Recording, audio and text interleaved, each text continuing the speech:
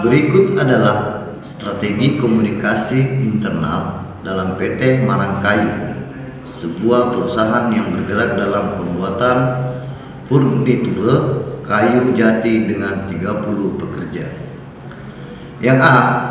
Pendahuluan, latar belakang dan analisis situasi.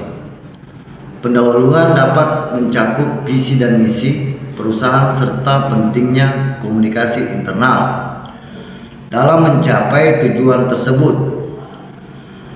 Latar belakang dapat merangkum sejarah perusahaan, produk yang dihasilkan, dan nilai-nilai perusahaan yang mendasari budaya kerja.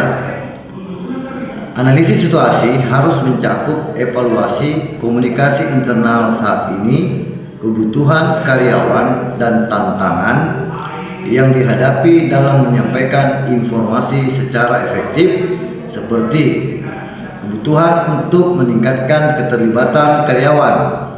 Yang B. Perencanaan sumber komunikasi atau komunikator. Komunikator utama bisa menjadi manajemen senior, manajer produksi, atau departemen komunikasi internal.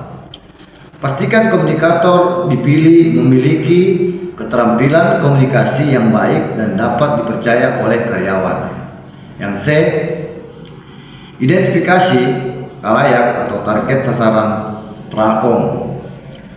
Sasaran utama komunikasi internal adalah semua karyawan di PT Marangkayu, namun dalam konteks yang lebih spesifik, komunikasi dapat ditujukan kepada karyawan di setiap departemen, terutama mereka yang terlibat langsung dalam produksi.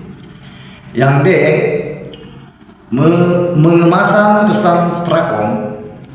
Pesan harus menekankan pentingnya peran setiap karyawan dalam mencapai tujuan meningkatkan kualitas produk. Penting untuk mengkomunikasikan nilai-nilai perusahaan seperti keberlanjutan, kualitas, dan kejujuran. Yang E. Pemilihan media Strakom. Media internal seperti memo, email, papan pengumuman, dan rapat karyawan dapat digunakan untuk menyampaikan informasi secara langsung. Selain itu, perusahaan juga bisa memanfaatkan aplikasi perangkat lunak kolaboratif dan platform daring untuk berkomunikasi secara efektif dengan karyawan. Yang F. Hambatan komunikasi dan strateginya. Hambatan komunikasi internal dapat mencakup kurangnya keterlibatan karyawan, ketidakjelasan informasi, dan perbedaan persepsi.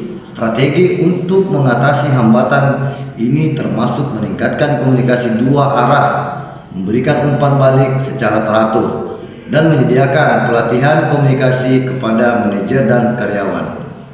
Yang G. Analisis SWOT dapat membantu dalam mengevaluasi kekuatan seperti budaya kerja yang kuat, kelemahan misalnya kurangnya saluran komunikasi formal, peluang seperti kayu jati, dan ancaman seperti persaingan yang meningkat.